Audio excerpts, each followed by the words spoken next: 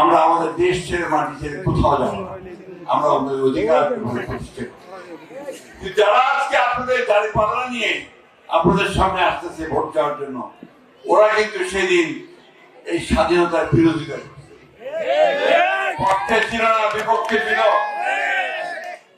এবং আপনাদের এই বাড়িঘর ছেড়ে চলে যেতে হয়েছে, ওই সময় আপনাদের বাড়িঘর লুটো করা হয়েছে, ঠিক কিনা?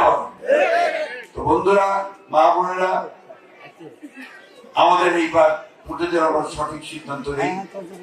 আমরা যেন ধানের শীষে ভোট দিই, দিয়ে এই যারা আমরা স্বাধীনতার পক্ষে কথা বলি, যারা আমরা ফ্যামিলি কার্ডের কথা বলি, যারা আমরা কৃষি কার্ডের কথা বলি, স্বাস্থ্য কার্ডের কথা বলি, আইন শৃঙ্খলা রক্ষার কথা বলি, শিক্ষার কথা বলি, স্বাস্থ্যের কথা বলি, তাহলে হাতকে শক্তিশালী করলে ইনশাআল্লাহ দেশ আগামী 5 বছর পার হবে। আগে যে কোনো ভোটে দুইটা প্রধান পক্ষ থাকতো, তাই না? নৌকা ধানের শীষ, ঠিক তো?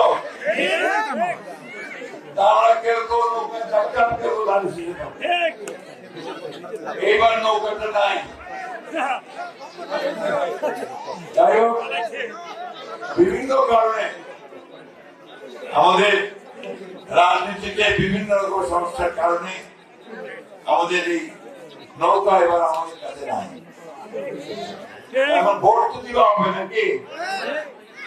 ভোট দেওয়া হলে কোন থেকে আপনারা বাঁচবেন?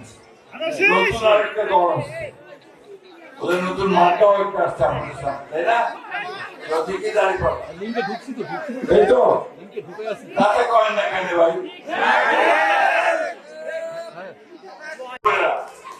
আমরা কাজে বিশ্বাস করি।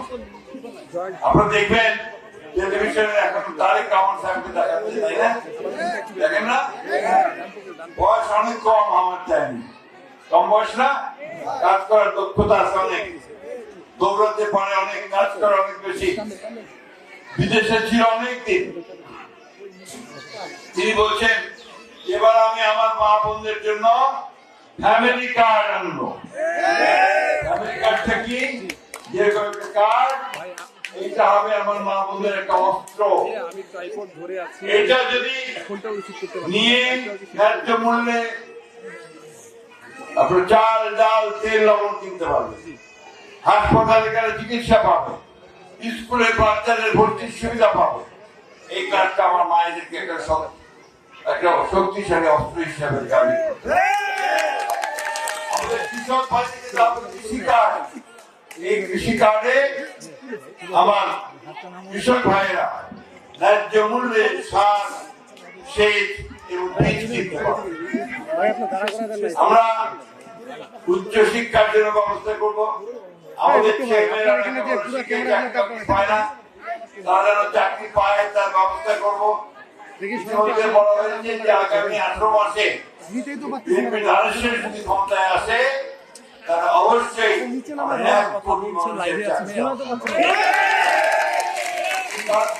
করতে চাই। আমরা আমাদের মেয়েদের লেখাপড়ার জন্য ক্লাস 12 পর্যন্ত বিনা বেতনে লেখাপড়ার ব্যবস্থা করে দিচ্ছিল, মনে আছে আপনাদের? পরে আমাদের মেয়েরা কিন্তু কলেজে পাস করতেছে, উপবৃত্তি দেওয়া হয়েছিল। এবং ইনশাআল্লাহ আগামী দিনে আমরা মেয়েদের কাজ করার সুবিধা পাবো। আমাদের হেলথ কার্ড হবে, এখানে স্বাস্থ্য সেবা পাবো। যাকে এই কাজ কথাগুলো আমি আপনাদের এই জন্য বলছি, এই কাজগুলো আমরা ভবিষ্যতে করবো। সবচেয়ে বড় কাজ যেটা করবো, শান্তি ও নিরাপত্তার ব্যবস্থা করবো। হিন্দু সম্প্রদায়ের ভাই বোনেরা যে ভয়টা পান, ওই ভয়টা পাবেন না।